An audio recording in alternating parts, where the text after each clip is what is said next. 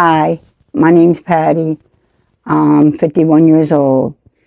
I come from Juniata. How are you doing today, Miss Patty? Um, I'm okay. I'm maintaining. I'm trying to. I take it. I don't even take it day by day. I take it hour by hour because the struggle is real. The struggle is very hard. So, yeah, that's how I do it. I take it like hour by hour and let it play out that way. Welcome to Open Diary, Patty, and it's a pleasure to be able to, interview you about you sharing awareness. No problem. I would love to share awareness. So if my story can help somebody else, then if I could reach one person, that's that's great for me. Okay, Patty, as a kid, how was your childhood? Okay, my childhood with my grandma was phenomenal, but this is very hard for me. I was molested from my brother and my mother's brother, and went to my mom, tried to explain to him what was going on, and she said, "Oh, just lock the door." And I was like, her being my mom, you're supposed to protect me and my sister. He would come in intoxicated, get in the bed, and just do what he wanted, do what he did. Um, my mom never really liked me. God rest her soul. She's, passed away 2024, I believe. And yeah, I mean, I feel lost without my mom because my grandma was like my mom. And like I said, with my grandma, it was phenomenal. My mom and dad, they sold drugs. So that's where I started, getting into the situations I got into. And how old was you when you was introduced to drugs? Okay, introduced to them. Okay, well, my mom sold them. So I used to always handle it and, count out the stuff. And at that time, I was scared of them, and I would put gloves on and count out the Xanax, the Percocets, the Oxys, and all that. I started doing Percocets really, and when I was in my 30s, it progressed to getting worse and worse and worse to where I was spending so much money on these drugs. I only get a Social Security check. I would spend my whole check on these Percocets. If I didn't have them, I had to go get them. I had to go out and hustle and flip shit to go get to satisfy what I needed. Like I was taking, let's put it this way, I was going to pain management and I was getting Perc 15s at one time and then Perc 30s. I would go get my script out and pour 5 Perc 15s in my hand and pop them immediately. And it was just, and I was getting between 90 and 120 of them. That script was going within a week. They were going. And they were going, so I had to go out and fend for myself and go get what I needed. Or at that time, my mom and dad had them, so with my mom, so I could get them from my mom. You So, know, in present time, what drugs are you addicted to now? Xanax is a serious problem for me. I do snort cocaine from time to time, and I do need to kick that. And it's a struggle. It's real because I think about I would love to go back to the Percocets. I would love to do them. But my situation was me and 3 other females bought a Perc 30 5 years ago, and all 3 of them died. I feel as though the only reason why I'm still sitting here today is from this man up here. And I literally put the perks down, stopped using them, and got onto Suboxone.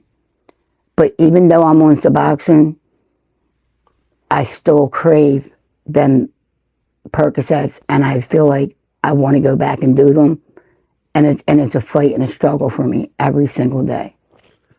So, for other addicts who's watching that craves perks, how would you tell them, or what would you tell them to do to stop the urge? Because you just said you crave them, but you don't do the perks. So what would you say to them in order to help them from not using them?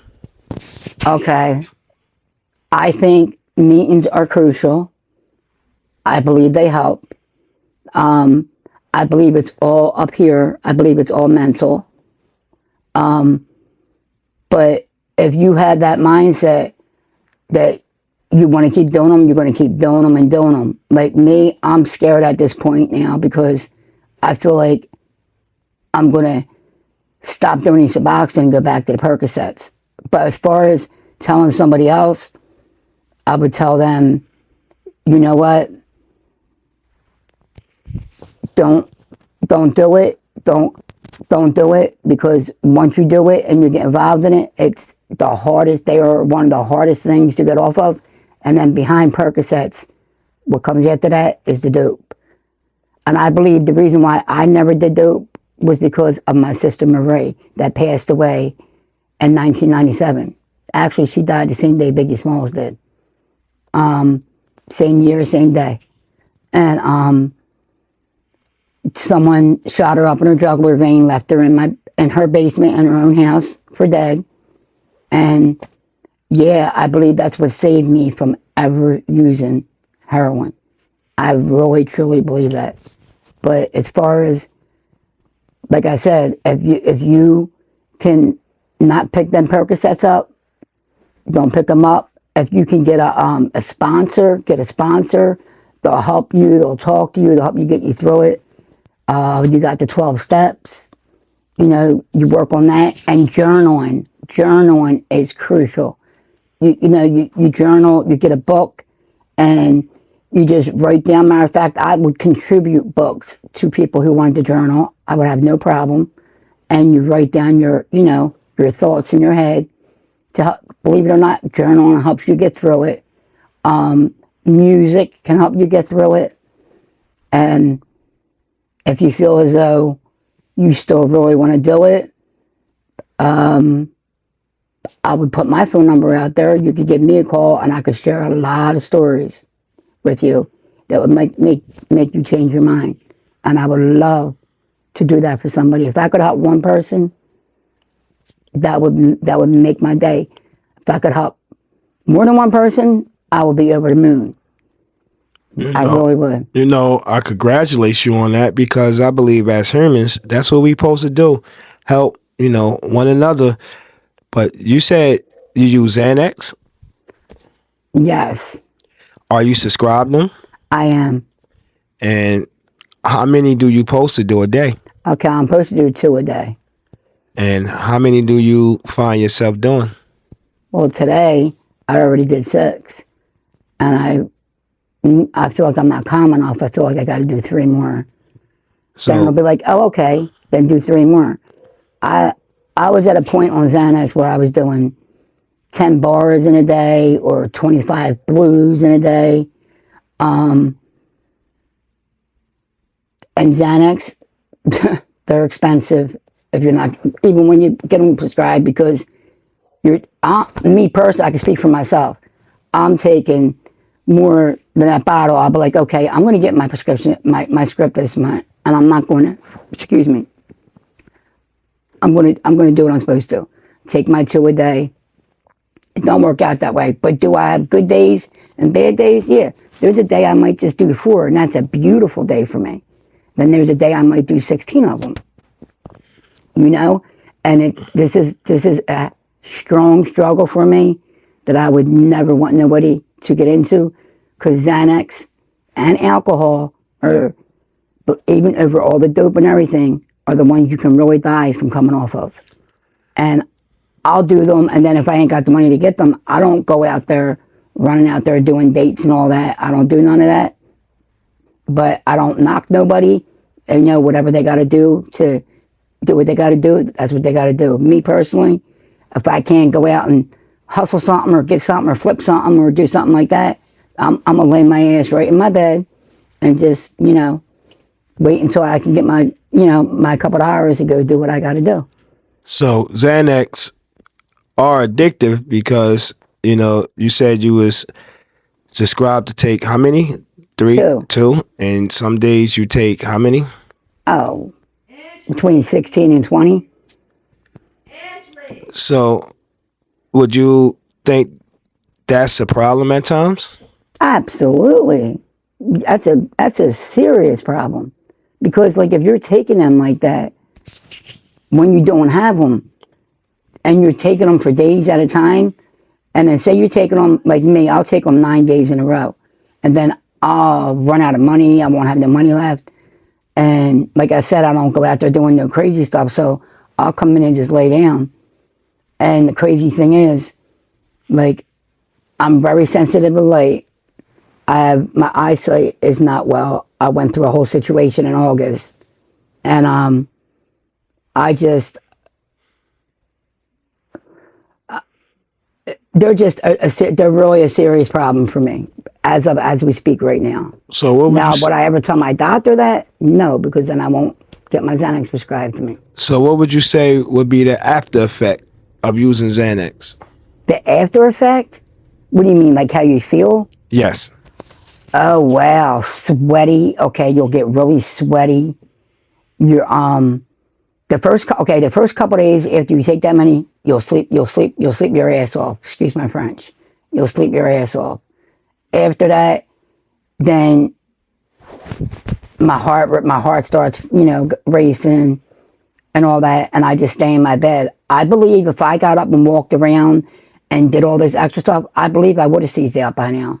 I don't know. It's only this man above that has never had me seize out, and that's why I really want to work on that and really get myself together with the Xanax. If I could get myself to do 2 in the morning and 2 at night, I'll be great. But that's going to be a lot of work for me.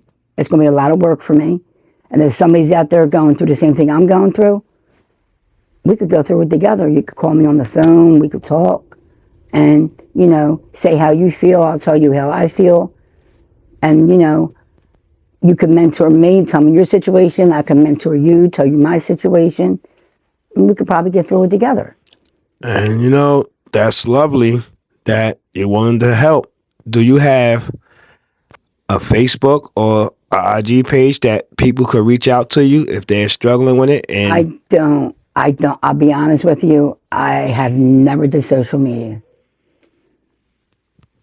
okay, well, would you mind if they, drop it in the comments, their information, so I could reach out and get back to you so you could Oh my talk to God, them? that would be great. I would love to talk to people that need, to talk to me and hear, things I've been through in my past. I've got some skeletons in my closet, and it gets emotional. You'll cry when I talk to you. You're going to cry when I'll cry when I talk to you. You'll cry when you talk to me. It's a lot. It really is. And a lot of us women out here that go through these struggles, 9.9% of us women have been sexually abused in some type of way. That we really have. And that's what I think. I don't know about what other people think, but we've been sexually abused in some type of way. Well, thank you for giving us the awareness, and for people that's subscribe, pain pills or Xanax, she's here to tell you that don't abuse them or take advantage of it, because it could lead to way worse. And for the people that want to reach out to her, once again, leave your information in the comments, and I surely will give it to her. And I want to thank you for giving awareness on it today. No problem. I would be glad to do that anytime. And let's all keep her in our prayer that she decide, not to over abuse them, because we don't know what can happen. And thank you. And before we end this interview, Yeah, can I say one thing before we end the interview? yes, you can. Out here doing these and then doing all them Xanax and being out there and all that, I've been raped more than once, and one time by 5 men. Thank God I had a dad. My dad was a very big drug dealer. Thank God I had a dad that had a lot of money like that at the time, and he came down, moved me right out of my house. He moved me right out of my house, and they moved me into another house because I got raped by 5 men at one time. And guess what? I was completely intoxicated and all that. I was on Xanax. No, at that time I was on Valiums and Xanax. Like, okay, here you go. Here's one after effect. I'm sorry I didn't show you guys earlier. I don't do this hardly ever, but a cutter. I used to be a really bad cutter. I've been 302'd a lot, a whole lot for this. For, you know, at one time I drank a lot of alcohol, and alcohol is no good at all. Alcohol is just not good. It makes you do things that you would never do. Either you're going to be a happy drunk or a nasty drunk. I was never nasty, but I would always go into my past and remember everything that happened to me. Okay, so y'all heard it from the sister first, and her message is using drugs. It's not a good thing and it don't turn out well. So therefore, if y'all want to, please reach out and talk to the sister because she's willing and able to share her experience, and who knows, she can help the next person. And thank you for doing this interview with us on Open Diary.